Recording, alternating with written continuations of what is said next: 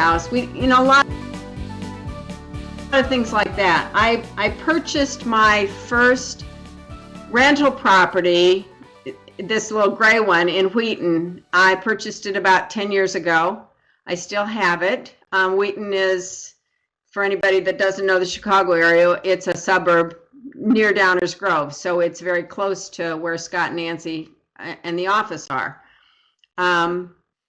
In about a couple years ago, I did actually a couple of fix and flips in South Carolina, where my friend had family. When I first heard about Renatus, I got especially excited when I learned that a smart investor should never do what an experienced person could do more quickly, safely, and economically. Since part of the last South Carolina project involved me standing in a crawl space with a Sawzall, removing rotted floor joists, I was very interested, and I'm sure that anybody that's a licensed, bonded, insured contractor is just cringing at the idea of me doing things with floor joists in a house. My education is residential design. They called it home planning back in the day. But my background is mostly retail sales, either home furnishings or kitchen and bath, that sort of thing. I ended up as a manager of a Starbucks, but the majority of my life, I was a stay-at-home mom. I was a stay-at-home mom for 17 years. And when I got ready or was contemplating joining Renatus, a former friend said, given your experience and background, at this point in your life, no one is interested in helping either one of us build a new career at 60. Meaningful work, a sense of accomplishment, it's too late. You might find something you like doing that is then good fortune turns into something more, but more likely you will end up at a minimum wage job as a cashier somewhere drawing Social Security. And he said, I'm sorry, that's the reality. Well, I've said this before and I'll say it again. A year later, I've found meaningful work, a sense of accomplishment, a supportive community, a new group of friends. I've gained the confidence to talk to people. I'm working on projects that I find exciting. I'm setting goals and I'm dreaming dreams once again. All of a sudden, opportunities are popping up that I would never have had without Renatus, without the Chicago Business Development Group, without Steve Saul, Jeannie Powers, Bill Omi, and Steve Casey and my team. So this is the little duplex in Wheaton. And I'm going to tag Steve Saul into this phone call now. Let's see if we can get him to. Okay. So who was that person who gave you such a gloomy prognosis of life? My ex-husband. Was that a friend of your husband? Ex-husband. Former friend. Oh, I feel bad. Holy cow. Hi, Steve. I was sitting here. I'm going to put you on speaker. No, it wasn't you. I've got Steve Saul on the phone. Let's see if we can hear him. Hello? Okay, Bill, can you hear Steve? Yeah, I can hear him. Okay, terrific. Hi, Bill. Hi, Steve. How are you? So let's slide the pictures up. Okay. Allow me to do some sliding. And now we're looking at a yellowish house. So that yellow house is one of my duplexes in Milwaukee that Steve was instrumental in helping me acquire. And then if you slide up one more, the green one is also a duplex in Milwaukee. Well, Those are big houses. How many bedrooms and baths each? They're nice big houses, yeah. I'm sorry? For $45,000, you get all that. What was your question? This one is 55. Okay. Even so. The green one was 55. Yeah. So now let's go up one more slide. And that's a picture of the house on Yale that Steve and I worked on together. I was the equity partner. I know that there were electrical and plumbing issues. They needed to replace the furnace, obviously the front door. Steve, can you say anything more about the project? Yeah, that property, it was, we got that property through one of our wholesalers, and we figured it just, hang on a second, because Scott Rose playing a video behind me. Hey, Scott, can you pause that? Okay. So, we got that property, I think we picked it up for right around 20, and it needed like $15,000 or $18,000 in repairs. I think it was all said and done. We put another 20 into it, so we're all in it for 40. It took us, I don't know, about 3-4 weeks to get all the repairs done. So we picked it up. Emily, you remember what month we picked it up in? We picked it up in November. Okay, we picked it up in November, and because of all the holidays and, you know, Thanksgiving and Christmas, you know, it was hard to get that thing all sold and everything, so we got that sold in, it was all said and done. So we had some problems with the mortgage. I think we got it sold late April. Is that right? Yes. So even with some challenges, it took 6 months. And then we took some of the proceeds from that so we can get Emily into another deal. And I don't know if you have a picture of that other property, Emily. So now we got Emily in another property with none of her own money, none of her own credits, and we're doing another deal. So Pretty exciting. On this property, if you had 40 into it, 6 months later, roughly, what did you sell it for? Roughly, if you don't mind me asking. Did you hear the question, Steve? I'm sorry, I did not hear the question. He said if we had 40 into it 6 months later, do you remember what you sold it for? I can't remember the end figures. I know the appraisal came in at something like 80,000, 85,000, and we were selling it for 70, but I know it sold a little bit less than that. I don't have all the details with me, but I know we took those profits and just rolled it into another deal. Okay. But that's a nice return on investment. It builds stock in again here, so. Okay.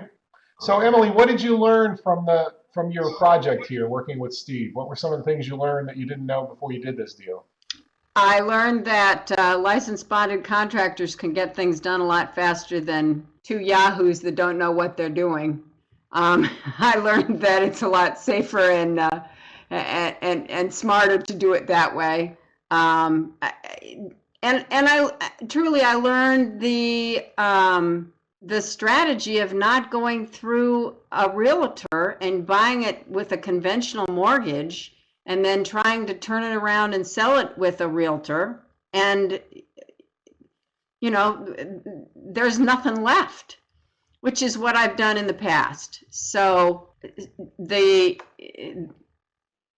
to buy and sell like a realtor is totally different than buying and selling retail. And that's what's exciting to me that I'm learning. And now all of a sudden there are these other projects that are, that are being discussed, and people are coming and talking to me about it. And, all of a sudden it's mildly overwhelming because, I talked to Jeannie Powers about it a little bit today, and she said, it's like an elephant, just one bite at a time. It's going to be fine. You're going to figure them out as it goes. So this is a fabulous education. It's a fabulous community to be working with. And I am so grateful to have found everyone. So in your project here, what classes did you probably get the most out of to use for this deal? To understand the deal, probably some of the information from the creative acquisition and the Mark Kohler, the tax and legal things. I have not taken as much of my AIT classes as I need to feel like I really understand everything that's going on here. But it's inspiring to get those classes done so I can do more of this. So with your legal tax classes, you learned how to set up the deal, how to structure the deal, probably with an S corp, and the legal entities necessary to do this properly, rather than just putting it together like an amateur. Great. So now that Exactly. And the other two houses below, those are duplexes that Steve and Scott had found, and you have those now as cash flowing rentals. Yes. I'll just show the green one again. And you have tenants in there right now. And what are you grossing on the greenhouse? That one is $1,350. $1,350 a month. And the yes. And the yellow house is, I think, $1,150. Beautiful. So, do you like getting those checks in the mail from those tenants? Yes, I do, very much. I like that a lot.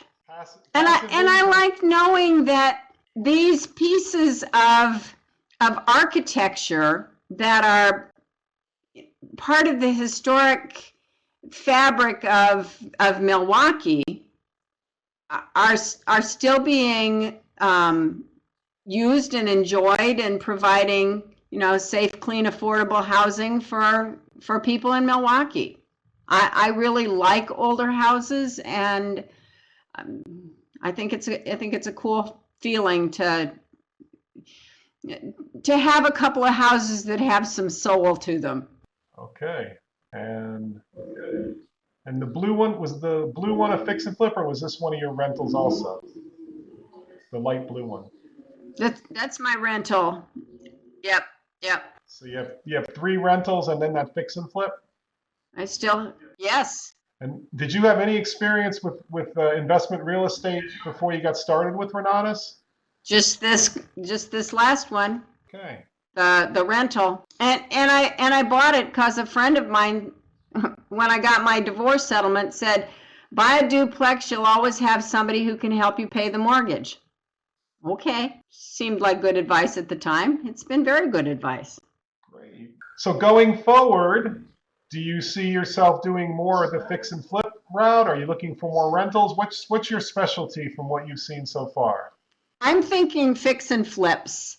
Fix and flip. I think that's going to be my next strategy for a while. Yep. And kind of go back to what I did when I was living and moving. And is it a good fix and flip market down in Indianapolis? Yeah.